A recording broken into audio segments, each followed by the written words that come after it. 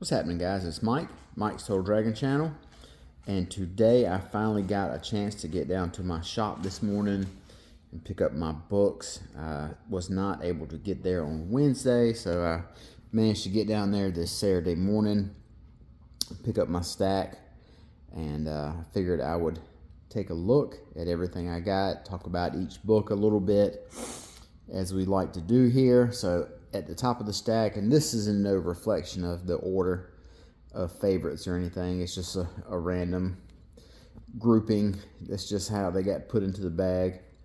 So we've got Herculoids from Dynamite. This is issue number 6. This has been a very fun book. I was talking to a guy down at the shop today, and we were talking about how much we love what Dynamite is doing in regards to these nostalgia titles based on these kind of lesser known properties. Maybe not lesser known, but older properties that are kind of under the radar right now. Space Ghost, Johnny Quest, Herculoids, super important properties a bunch of years ago, and it's been quite a while since they've been in the public eye. So I'm glad Dynamite's kind of brought them back to viewing, so to speak. And Herculoids is one of the books that I enjoy the most from Dynamite, because so many of these characters were blank slates, and in the book they're kind of getting a little bit of depth and characterization to them, which is always fun. Then we've got Storm number 11. This book here continues to be the definitive Storm run and characterization of the character. It is really great that she has had a chance to shine like this. This is the book, as I always say, this is the book that us Storm fans have long been waiting for. And finally, glad that we got Red Hulk. This is another book by Benjamin Percy. Must be Marvel's workhorse right now. It seems like that dude is on so many books. And as I've said before, Red Hulk's not a character that I really have any sort of affection for or any great amount of familiarity. But however, Benjamin Percy has managed to put everything I need to know about Red Hulk, and he lets me understand the character of Red Hulk, Thunderbolt Ross, and Benjamin Percy right now is one of my favorite writers. Then we've got Amazing Spider-Man number 9 by Joe Kelly. This is, I want to say this is the third part in the current storyline where Spider-Man is basically fighting this unstoppable, I don't know if it's a man or a monster or some sort of ancient god, but he has basically been outclassed this whole time. And I think Spider-Man always works better when he's fighting from underneath like that, when his back is always up against the wall. So this is good stuff from Joe Kelly right here. Then we got Ultimates number 14 by Dennis Camp. Been a big fan of this book. It's probably my favorite of the Ultimate line. Unbelievable Gwenpool right here. This has been another book that's been very interesting. Like I've said before, it's like a meta commentary style book on anti-heroes, grim and gritty, legacy characters getting new, the mantles being passed. So all that's touched on right here in this Gwenpool book. Captain America, this is the Chip Zdarsky run, the second issue. And this first issue I kind of dug it, but at the same time, I really need to see more about what Chip's got planned. I do enjoy the fact that they have kind of like another Captain America for like the modern era that's not Steve Rogers, just kind of another person with the mantle. And they kind of tie it into a lot more current events as opposed to Cap, who came up during World War II. But I think Chip Zdarsky is going to be really killing it here on this Cap. Absolute Superman number 10. This has become one of my favorite of the Absolute lines.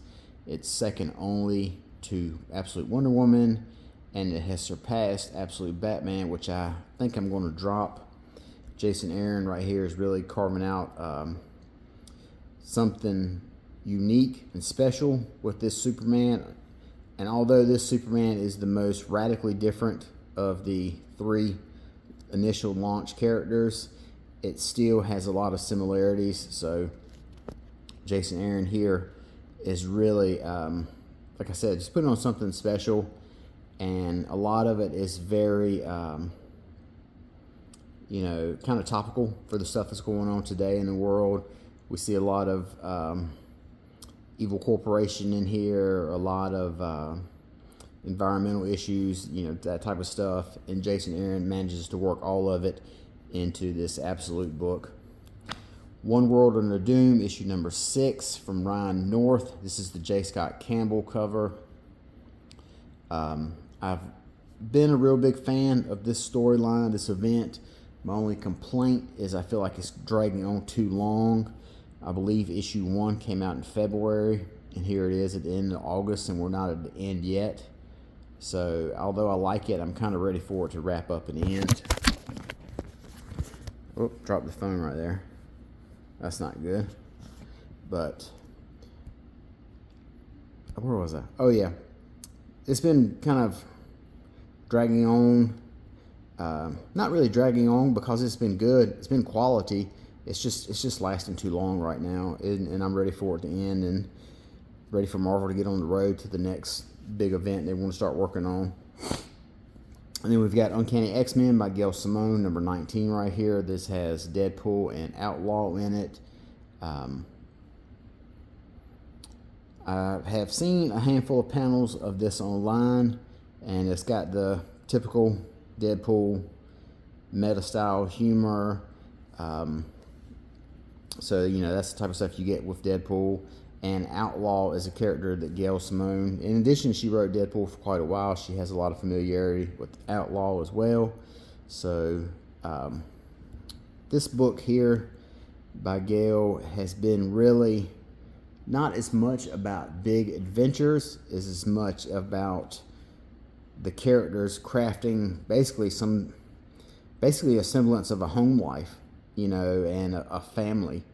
So it's been really cool to see them doing that instead of just being on a nonstop adventure, which is kind of more of what the Jed MacKay book is like. And then we've got another J. Scott Campbell issue cover right here. This is Hellverine number 9. This is another Benjamin Percy book. And out of the J. Scott Campbell issues I've seen, or the covers, this one's probably my favorite. This proves that he can do a lot more than just Mary Jane Watson covers. But Hellverine right here is another book that I always recommend to people. It's got a good mix of supernatural and street action. So just what you would kind of expect out of a Ghost Rider book, but with a little bit of mutant flair. So that is all the books we have for this week. We've got 1, 2, 3, 4, 5, 6, 7, 8, 9, 10, 11 books this week. So kind of about average week. I think 11 books is about average for me. But I should be able to get these knocked out here. I'm actually taking this weekend off for work, so to get some time to read some books and get some stuff knocked out. So hopefully you guys are able to get down to your shop, pick your stuff up, and y'all have got a bunch of cool stuff to read as well. So till next time, I'll talk to you guys later. Have a nice day. Bye-bye.